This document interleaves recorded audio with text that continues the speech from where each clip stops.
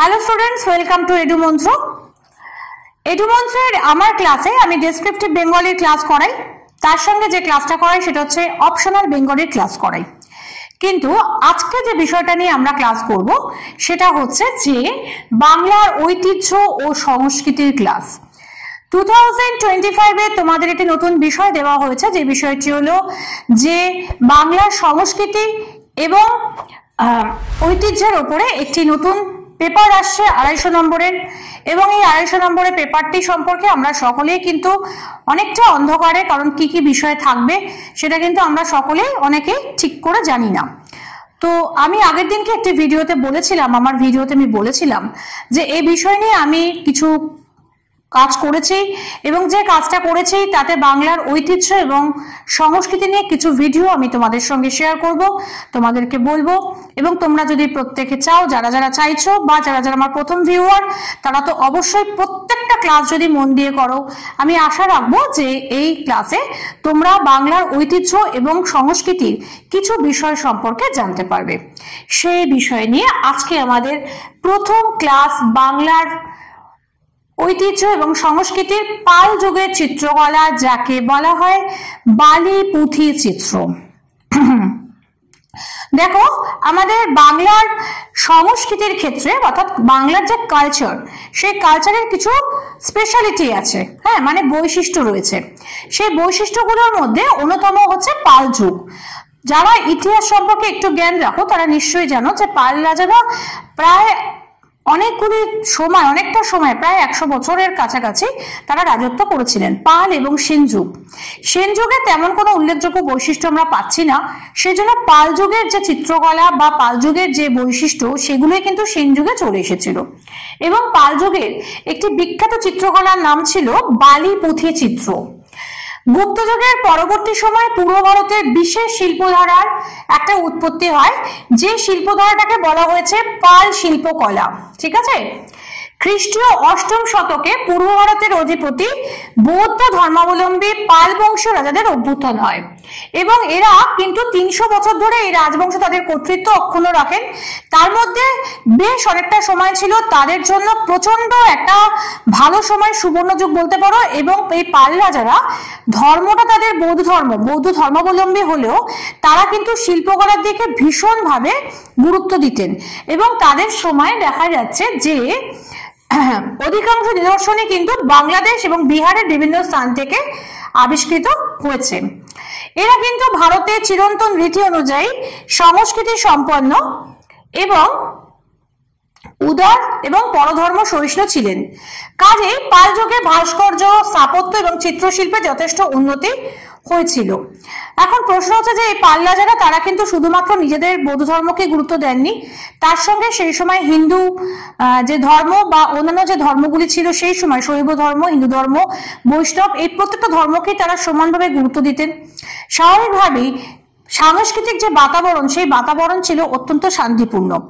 যে কোনো শান্তিপূর্ণ বাতাবরণ না হলে, যে কোনো সময় রাজনৈতিক পরিমণ্ডল যদি বিধ্বস্ত হয়, তাহলে কিন্তু সেই পরিমণ্ডলে কখনো শিল্প তৈরি করা সম্ভবপর হয় না।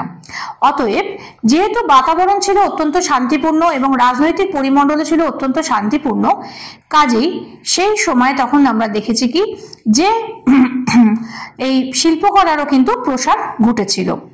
এবং আমরা দেখবো যে এই যুগের শিল্পে কতগুলো নিদর্শন আমরা পাচ্ছি। কোথায় কোথায় পাচ্ছি দেখো, বৌদ্ধ পুঁথিতে আঁকা মহাযান এবং বজ্রযান, তন্ত্রযান মতে দেবদেবীর ছবি ছাড়া কিছু পাওয়া যায়নি। এবং অষ্টসহস্রিকা এবং পঞ্চবিংশতি প্রজ্ঞাপারমিতার পুঁথি হচ্ছে পাল যুগের চিত্রের প্রধান অবলম্বন। এবং এখানে আমরা কি কি পাচ্ছি দেখো, বিভিন্ন বৌদ্ধ দেবদেবী পাচ্ছি, তারা, লোকনাথ, মহাকাল, অবলোকিতেশ্বর ও মৈত্রেয় প্রভৃতির ছবি আঁকা হয়েছে। বৌদ্ধ দেবদেবী মানে বুঝতেই পারছো, বিভিন্ন বৌদ্ধ দেবদেবী, যেমন ধরো তার মধ্যে আছেন তারা, আছেন লোকনাথ, আছে মহাকাল। মহাকাল কিন্তু বৌদ্ধ মতে একরকম মহাকাল, কিন্তু আবার বৈষ্ণব মতে আরেকবার, বা শৈব মতে মহাকালের একরকম রূপ আমরা এখানে পাচ্ছি। এছাড়া এই সময় আমরা যেটা পাচ্ছি সেটা হচ্ছে বুদ্ধের অবলোকিতেশ্বর মূর্তি। এই মূর্তিগুলো এবং মৈত্রেয় প্রভৃতির ছবি আঁকা হয়েছে। মৈত্রেয় হচ্ছে কিন্তু বুদ্ধেরই আরেকটি রূপের নাম হচ্ছে মৈত্রেয়। বিভিন্ন রকমের যে রূপ আছে বুদ্ধের, সেই রূপের মধ্যে এই রূপগুলো কিন্তু প্রধান। এই জন্য অনেকে এগুলিকে ভারতীয় দেওয়াল চিত্রের ক্ষুদ্র সংস্করণ বলে বর্ণনা করেছেন।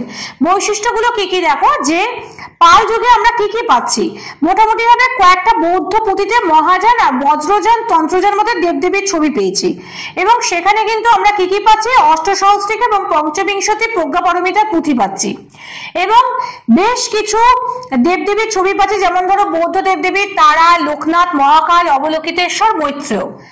আর পাল যুগের এই ছবিগুলির মধ্যে কিন্তু অজন্তা দেওয়াল চিত্রের শেষ প্রতিফলন দেখা যায়। অজন্তা চিত্রগুলো দেওয়াল চিত্র। এবার অনেকে প্রশ্ন আসবে যে অজন্তা তো আমরা জানি গুহা চিত্র বলেই খ্যাত, তাহলে হঠাৎ দেওয়াল চিত্র কোথা থেকে এলো? এই প্রশ্নটা তোমাদের অনেকেরই মনে আসবে। গুহা চিত্র কথাটা তো একদমই ঠিক, কারণ অজন্তার গুহার ভিতরে ছবিগুলো আঁকা হয়েছে, কিন্তু গুহার ভিতরে কোথায় আঁকা হয়েছে, আলাদা করে কিছু করা হয়েছে তা না, গুহার দেওয়ালে ছবিগুলো আঁকা হয়েছিল। অতএব তাহলে গুহা চিত্র হলেও দেওয়াল চিত্র তো বটেই, গুহার দেওয়ালে ছবিগুলো যেহেতু আঁকা হয়েছিল, কাজেই অজন্তার যে ছবিগুলো সেগুলোকে দুরকম ভাষায় বলা হয়, গুহা চিত্র বলা যেতে পারে, তেমনি একইভাবে দেওয়াল চিত্র কথাটাও কিন্তু অজন্তার জন্য ব্যবহার করা যেতে পারে। তো অনেকেই এগুলোকে বলে থাকে দেওয়াল চিত্রের ক্ষুদ্র সংস্করণ। এবং চিত্রগুলি কি কি কালার দেওয়া হয়েছে, হলুদ, সাদা, নীল, মেটেরিয়াল, সবুজ। বলে রাখি সেই সময় কিন্তু এই যে রংগুলো তৈরি হতো এগুলো সবই কিন্তু ভেষজ রং দিয়ে তৈরি করা হতো। অজন্তার যে রংগুলো ব্যবহার করা হয়েছিল সেই রংগুলো হচ্ছে বিভিন্ন ধরনের রত্নকে গুঁড়িয়ে এবং তার সঙ্গে বিভিন্ন ধরনের ভেষজ মিশিয়ে সেখান থেকে রংগুলোকে উজ্জ্বল করা হতো, এবং রংগুলো ওই জন্য কালারফুল, ভীষণভাবে কালারফুল এবং খুব চকচক করে। কারণ হচ্ছে যে এখানে প্রচুর পরিমাণে রত্নকে গুঁড়িয়ে তার সঙ্গে বিভিন্ন ভেষজ এবং রাসায়নিক দ্রব্য তৎকালীন যেগুলো প্রকৃতিতে পাওয়া যেত, প্রাকৃতিক বেশ কিছু রং তৈরি করা হতো।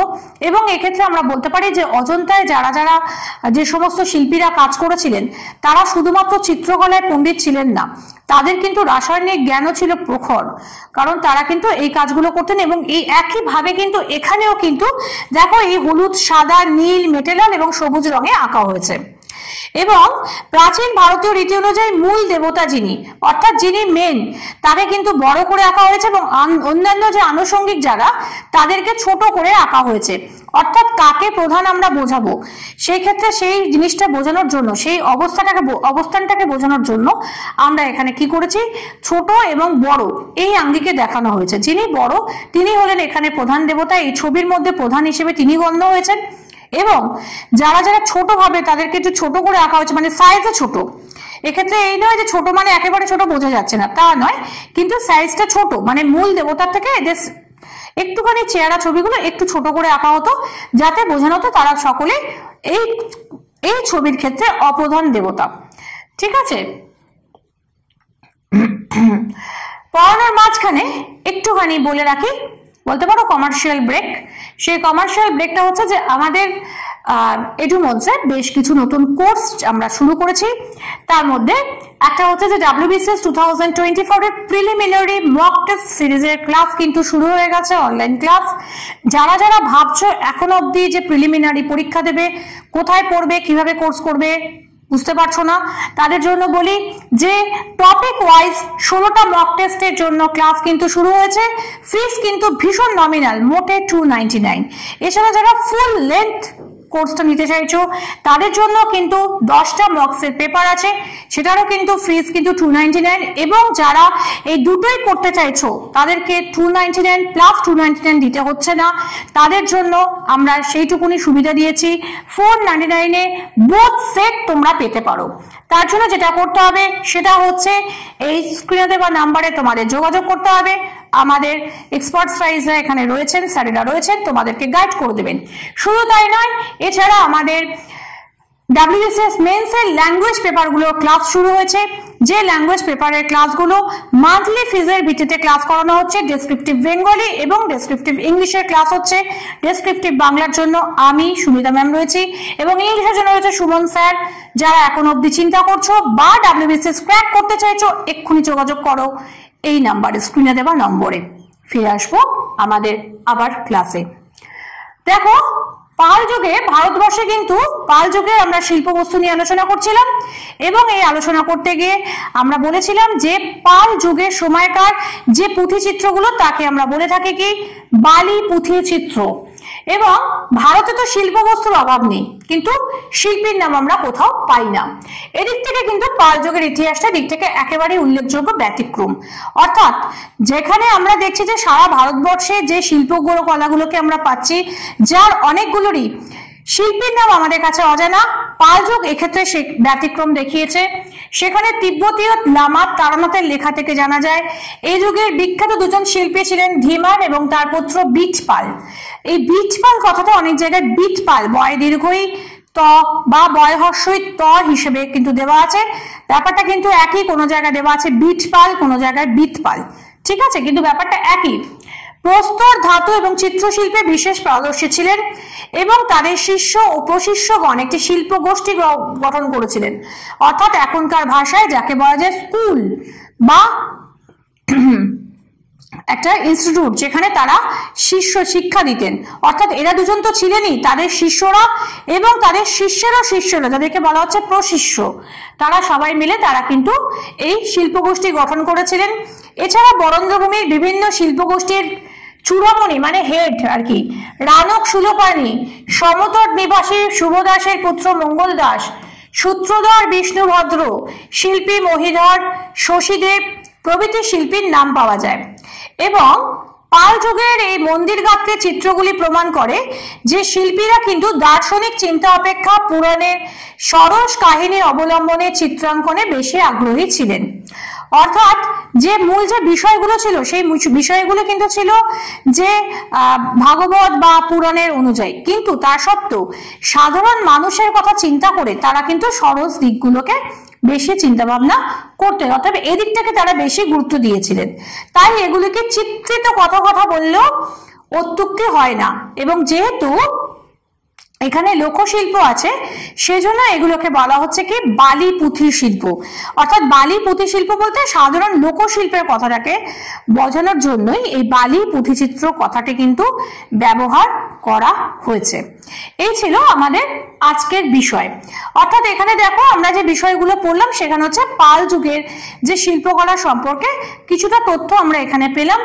আমার মনে হয় যেহেতু তোমাদের কাছে এখন কোনোই রসদ নেই, অতএব বাংলার যে বৈশিষ্ট্যগুলো, যেগুলো আমাদের বাংলার কালচার, যেগুলো আমাদের বাংলার নিজস্ব সম্পদ, সেই সম্পদগুলো সম্পর্কে কিছুটা তথ্য সংগ্রহ করে রাখলে এই বিষয়ে তোমরা যখন পড়বে তখন অন্যান্য পড়ার পাশাপাশি এই পড়াটা পড়তে তোমাদের সুবিধা হবে। ভিডিওটি কেমন লাগলো অবশ্যই জানাতে ভুলো না। তার সঙ্গে লাইক করো, শেয়ার করো বন্ধুদের মাঝখানে, এবং যারা প্রথম ভিউয়ার বা যারা এখনো চিন্তা করছো সাবস্ক্রাইব করবে কিনা এক্ষুনি সাবস্ক্রাইব করে ফেলো এবং পাশের বেল আইকনটি প্রেস করে দাও যাতে যে কোনো ভিডিও এলে প্রথম তোমাদের কাছে এসে পৌঁছাতে পারি। ফিরে আসবো খুব শিগগিরই অন্য কোনো ভিডিও নিয়ে এই বিষয়ে।